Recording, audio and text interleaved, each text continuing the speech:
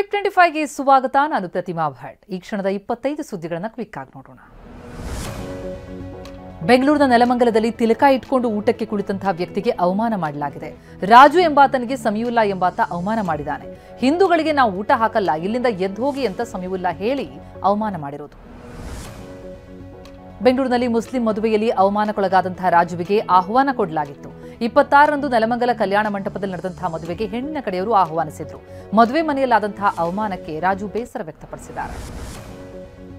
ದಕ್ಷಿಣ ಕನ್ನಡ ಜಿಲ್ಲೆಯಲ್ಲಿ ಆಂಬ್ಯುಲೆನ್ಸ್ಗೆ ದಾರಿ ಬಿಡದ ಬೈಕ್ ಸವಾರನನ್ನ ವಶಕ್ಕೆ ಪಡೆಯಲಾಗಿದೆ. ಪುತ್ತೂರು ತಾಲೂಕಿನ ಬೆಟ್ಟಂಪಾಡಿ ಗ್ರಾಮದ ಮೊಹಮ್ಮದ್ ಮನ್ಸೂರ್ ಎಂಬಾತನನ್ನ ವಶಕ್ಕೆ ಪಡೆಯಲಾಗಿದೆ.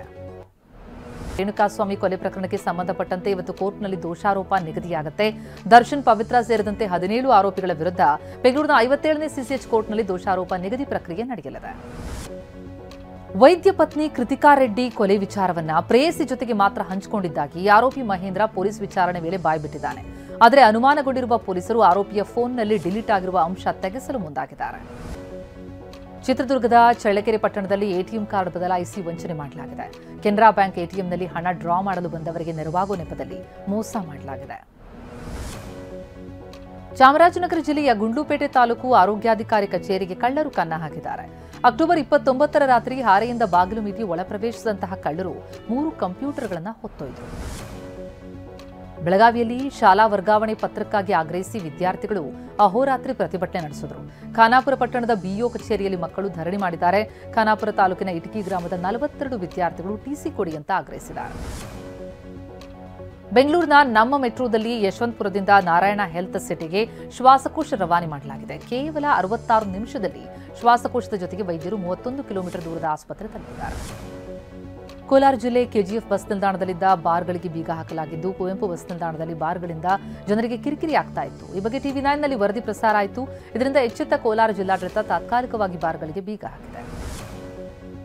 ಕೋಲಾರದ ಬಂಗಾರಪೇಟೆ ಗಡಿಯಲ್ಲಿ ಒಂಟಿ ಸಲಗ ಪ್ರತ್ಯಕ್ಷ ಆಗಿದೆ. ಹೀಗಾಗಿ ಎಚ್ಚರದಿಂದ ಇರುವಂತೆ ಕಾಮಸಮುದ್ರದ ಕದರಿನತ್ತ, ತಳೂರು, ಬತ್ತಲಹಳ್ಳಿ, ಸಾಕಾರಸನಹಳ್ಳಿ ಸುತ್ತಮುತ್ತಲಿನ ಗ್ರಾಮಸ್ಥರಿಗೆ ಅರಣ್ಯ ಇಲಾಖೆ ಸಿಬ್ಬಂದಿ ಮನವಿ ಮಾಡಿದ್ದಾರೆ.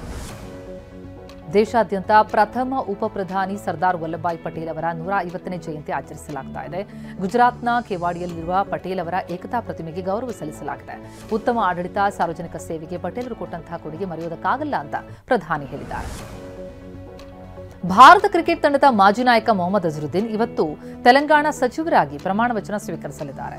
ರೇವಂತ್ ರೆಡ್ಡಿ ಸಂಪುಟದಲ್ಲಿ 15 ಮಂದಿ ಸಚಿವರಿದ್ದರೂ ಅಲ್ಪಸಂಖ್ಯಾತರಿಗೆ ಪ್ರಾತಿನಿಧ್ಯ ಕೊಟ್ಟಿಲ್ಲ ಎನ್ನುವ ಆರೋಪ ಇತ್ತು. ಹೀಗಾಗಿ ಅಜರುದ್ದೀನ್ ಅವರಿಗೆ ಸಚಿವ ಸ್ಥಾನ ಒಲಿದು ಬರ್ತಾ ಇದೆ.